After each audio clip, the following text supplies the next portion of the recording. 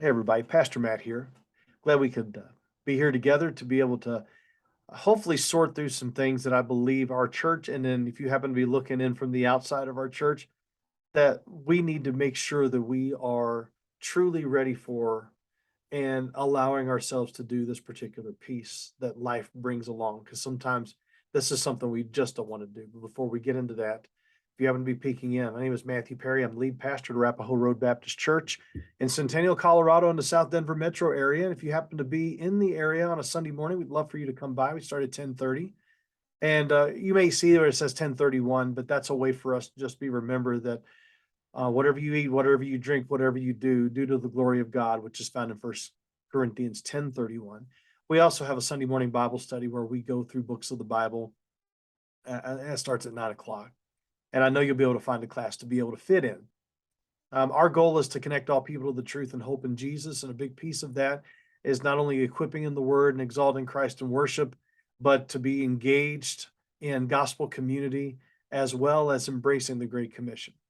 And I think it's important for us to make sure that we are realizing that and seeing the urgency of that. What I'm going to talk to you about is something that, at least in my Southern Baptist world, in that Southern Baptist track, we tend to lean away from, whereas there seems to be other denominations that don't have a problem with this. I recently wrote an article at a new newsletters. I've started taking some of my blog posts and I've been putting them over into Substack. And so I have a new newsletter that I'm doing called Bare Forests. And the reason I'm calling it Bare Forests is because from Psalm 29:7, it talks about how the voice of the Lord strips the forest bare. And that's what needs to happen with us, I believe. We need to get down to just the bare bones basics of what God is calling us to be in his word, rather than trying to excuse it away, be apathetic about it, or to add to it, or to take away from it. Either way, in the Bear Forest newsletter, let's see if I can share the screen here because sometimes it's easier to do than others. And so this is the this is it. And so you can see it up here, bearforests.substack.com. And one of the articles that I wrote was, Dear Christian, sad is not bad. We need to develop a theology, develop an own theology of sadness. Well, I'm going to let you look at that. I did want to refer to a couple of things that are in this particular article. And one is this: while we all have different ways to grieve, grieve we must when loss arrives. We tend to embrace a sad is bad worldview when grief and lament are ways God wired us for healing and reliance on Him. I feel like I have to say that because we tend to think that anything that is sad is bad. And I bring up a couple of examples in it, and I'll let you read it as time permits. And I hope you'll subscribe to it because I'm hoping that we can just come along together as a great community to be able to sort through what God has for us in the things that life brings us. But you just kind of notice it sometimes with funerals. Now they're not called funerals, memorials. That captures a bit of it, but sometimes it's called celebrations of life. I think that's important.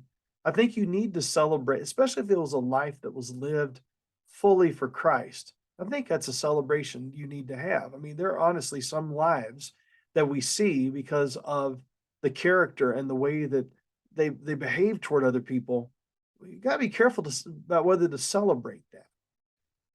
But what tends to be unsaid in that is an avoidance of dealing with the grief of death at a funeral, right? So there are just sometimes when people don't want the fact that their loved one, who is clearly not alive anymore, to be referred to them as dead or even passed away, which passed away, um, you won't find that in the Bible. The way you'll find it in the scriptures is they're either talked about that they're dead or that they're asleep.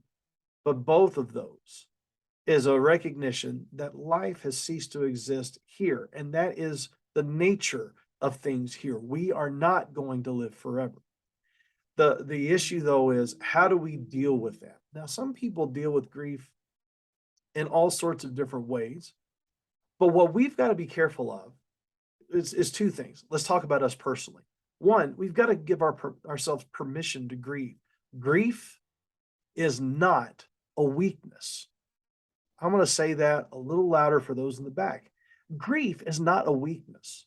Grief is how God wired us. Jesus wept over the death of his friend Lazarus. And it wasn't because Jesus was inept in raising Lazarus, which we see that he does, and we know that he is the resurrection and the life in John 11:25 and 26. What we do know, though, is that death was not a part of the original plan of earth. We, as sinners, brought that in. We brought in that curse, and we were warned all the way back in Genesis 2. We were warned not to do that, to make sure that we are listening to what God has said about how his world is supposed to be run. So death is a part of life. It's going to happen. I Earlier on this year, on March the 1st, we lost our dog. That was really the first time that my kids were confronted up front with the death of a loved one.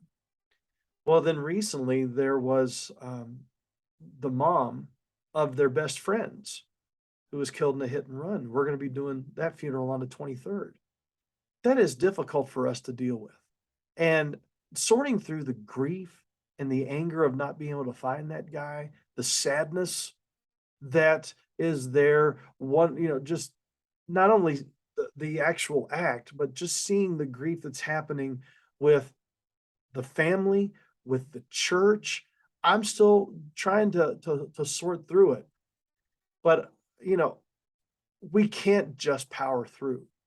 There are going to have to be some times when we are going to have to come to the reality of this significant loss and these significant losses that happen. So my wife and I, we went to Hawaii. Our church got us a 10th anniversary gift, not our 10th anniversary, but 10th anniversary here at the church. And it was just a sweet gift they gave us. So we went, got back on the 19th while I was gone. 2 of our members passed away, died. And since then, there were 3 more that died.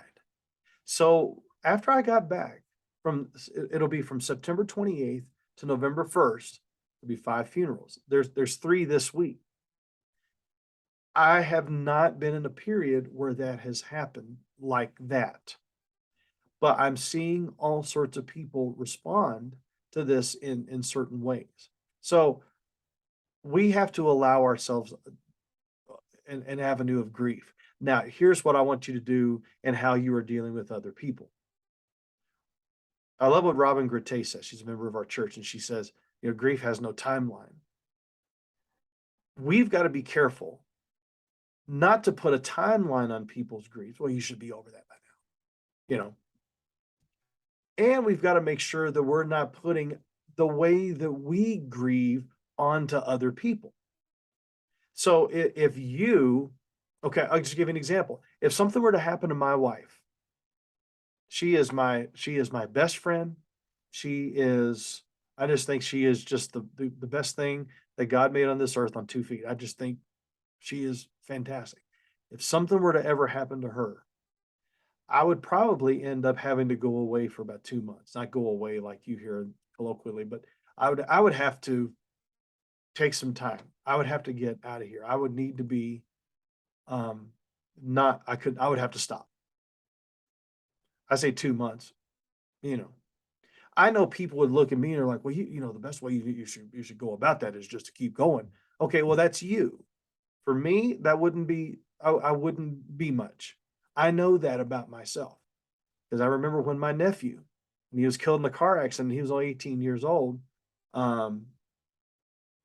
Hey, I was a mess. And we've got to just be very, very careful how we project how we would go about things and our timeline of things onto somebody else. We have to give everybody room to grieve how they want to grieve. But I think all of this is a symptom of the fact that we think sad is bad. I was a music minister, and every so often, the guys that would be pastoring, they would come up to me and they would be like, play something peppy. Okay. That usually meant it was something that was in 4/4, and it meant it was in major, and it meant it was quick. That's what they usually meant. Um, we don't allow space in our services, especially as Southern Baptists, and especially those that are wanting to reach people. What they mean is that they don't want to do anything that's going to put them off, or be slow, or be contemplative, or be reflective. We have tended to lose that. We want to keep things going. We went up to our annual meeting recently, and one of the gentlemen that was speaking up there was talking about how prayer in our worship services is usually simply for the musicians to get where they need to be.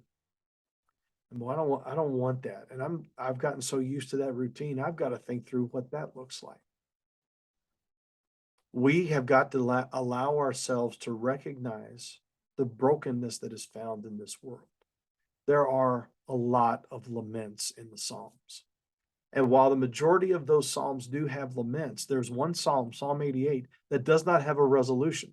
All of them are usually like, God, why are you doing this? Why is this happening? Why are you letting this go? Da da da da da da da. But I know you're awesome. But I know you're God. Psalm 88 is one of those where there's no resolution. And I'm glad that's in there, because you may not have that resolution immediately, but you will have himself. And that was the message of Job. Job didn't get an answer, but Job got God. Job didn't get the, and I think that's why there is a I'm just going to go ahead and look this up, because there is a new song that was put out by um CityAlight, I believe. And that song was called, let me look it up here.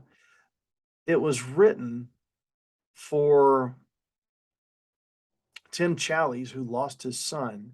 And Tim Challies wrote a book about this, and I would just recommend you looking it up, because when you read it and listen to it, read the book and you listen to this song, I'll just include it in the notes. But it's one of those songs where it's like we have to make sure that we are allowing ourselves. The premise of that whole song is he gives himself.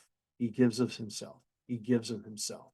And I wasn't expecting to really go into that. Otherwise, I would have had it ready for you. I'll put it in the notes. So I just, let me land this plane. We got to allow ourselves to grieve, because God has given us that gift in order to move for healing. We've got to make sure we're not putting our timeline or our way of grieving onto somebody else. He made us all uniquely. But we also have to realize he's never left us alone. He said he would never leave us or forsake us. And he will be with us, walking with us through that in the valley. He gives of himself. Let me know if you have any questions. Love to know more about what you're thinking about this, but we've got to make sure we're getting this right. Thank you.